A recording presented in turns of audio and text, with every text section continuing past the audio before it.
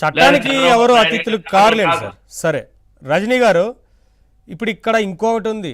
ఆయన మాట్లాడుతూ అగ్రిగోల్డ్ ఈ వ్యవహారానికి సంబంధించి నేను అందరు ఎలా తీసుకున్నారో నేను అంతే కొన్నాను అని మాట్లాడారు చూడండి.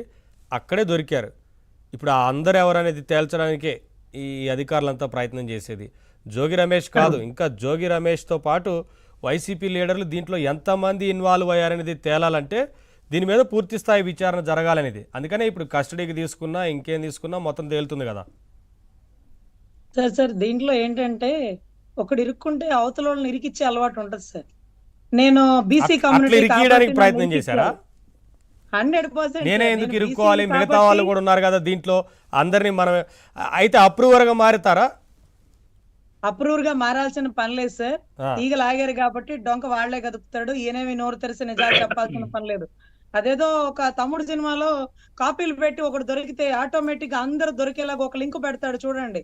ఇంకొకటి దగ్గర జుట్లో ఉంటది, ఇంకొకటి దగ్గర ప్యాంట్ లో ఉంటది అంటూ వీడు ఇరుక్కుంది కాక వీళ్ళ కాపీలు కొట్టే మొత్తాన్ని ఎరిగించి బయటేస్తాడు. అందుకే చెప్తున్నాడు అందరిలాగే నేను కొనుక్కున్నాను అని ఒకడు, ఈనాడు క్లాసిఫైడ్స్ లో వేసే కొనుక్కున్నా నేను ఇంకొకడు, అసలు సిఐడి భూములు జప్తులోనే ఎలా కొంటారండి ఇంకొకడు, బీసీని కాబట్టే కదా నన్ను పట్టుకున్నారని ఒకడు. ఇన్ని రకాల మాటలు ఎందుకు వస్తున్నాయి అంటే 2600 గజాలు ఒకడు కొంటే 3500 గజాలు ఒకడు కొన్నాడు. వీళ్ళందరూ కూడా ఆల్మోస్ట్ బినామీలు. వీళ్ళందరూ కూడా ఆల్మోస్ట్ కమ్యూనిటీకి సంబంధించిన వాళ్ళు చాలా మంది ఉన్నారు. సో మోర్ ఓవర్ ఇక్కడ అందరినీ ఇరికించడానికే జోగి రమేష్ గారు ప్రెస్ మీట్ పెడుతూ ఫస్ట్ చెప్పిన మాట, ఈ ప్రభుత్వం వచ్చాక నేను ఇంతవరకు ఎప్పుడు ఒక్క ప్రెస్ మీట్ కూడా పెట్టలేదు అని. ఒక్క ప్రెస్ మీట్ కూడా పెట్టలేదు అంటే ఈ వచ్చిన ప్రభుత్వానికి నేను వ్యతిరేకిని కాదు. చంద్రబాబు గారు మంచి ఉద్దేశంతో మంచి వ్యక్తి అని అయిన పాత్రుడు గారు అలా మాట్లాడారని ఆయనకి వెళ్ళి చెప్పడానికని వెళ్ళానన్నారు. పెద్దవాళ్ళని చెప్పడానికి వెళ్ళారన్నారు.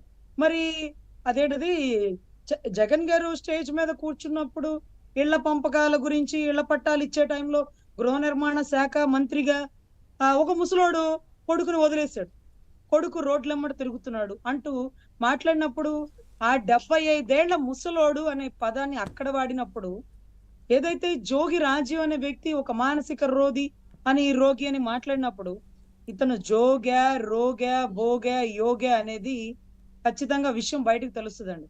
సో ఎనీవే అతను మనకిచ్చిన ఇన్ఫర్మేషన్ ఏంటంటే, నేను బీసీని కాబట్టి నన్ను ఇలా అరెస్ట్ చేస్తారా అంటే, మిగతా వాళ్ళని అరెస్ట్ చేయడానికి ఎందుకు డిలే చేస్తున్నారు సిఐడి వారు అంటూ ఇండైరెక్ట్ గా సిఐడి వారిని అడుగుతున్నారు.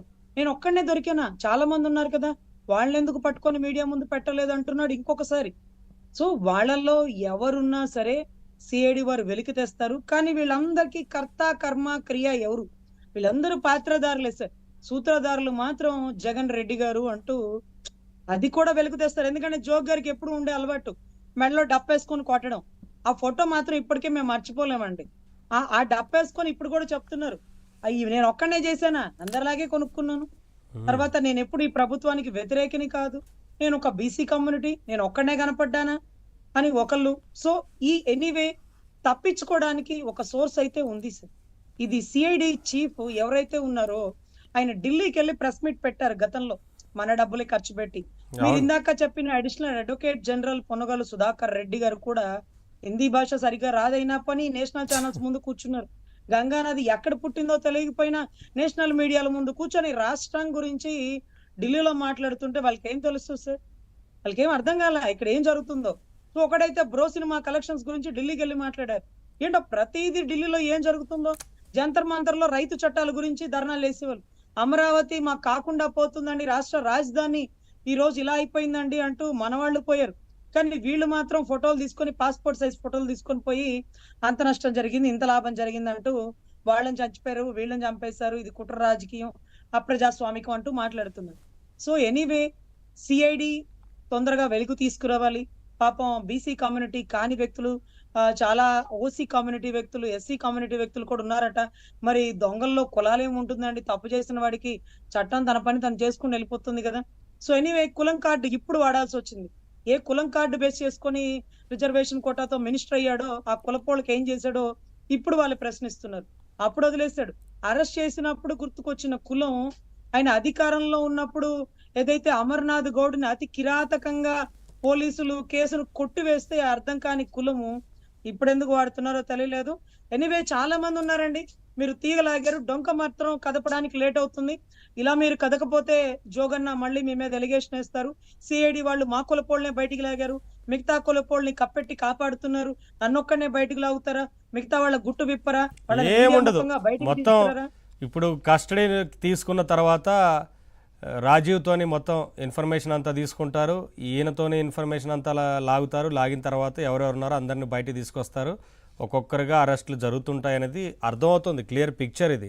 ఏమంటారు సాహిబ్ గారు? కానీ రావాలని కోరుకుంటున్నారు సార్. జోగి గారు కూడా చాలా తొందరగా రావాలి, నాతో పాటు అందరు అరెస్ట్ అవ్వాలని, నా కొడుకులాగా అందరు కొడుకులు ఇబ్బంది పడాలని తెలివిగా జోగి గారి పేరుతో రిజిస్ట్రేషన్ చేసుకోకుండా, వాళ్ళ అన్నగారి పేరుతో రిజిస్ట్రేషన్ చేసుకోకుండా, ఎంతో మంది బినామీలు వారి చేతి కింద మనుషులున్నా సరే రిజిస్ట్రేషన్ చేసుకోకుండా కొడుకు పేరు ఎందుకు పెట్టారో గౌరవ జోగి రమేష్ గారి భార్య గారు ఒక్కసారి పునరాలోచన చేసుకుంటే బాగుంటుంది. అంతే కదా రాజకీయం కోసం సాహిబ్ గారు. కూతురు యా. ఫలంగా పెడుతున్నారు. వస్తారు కదా, ఎందుకు రారు?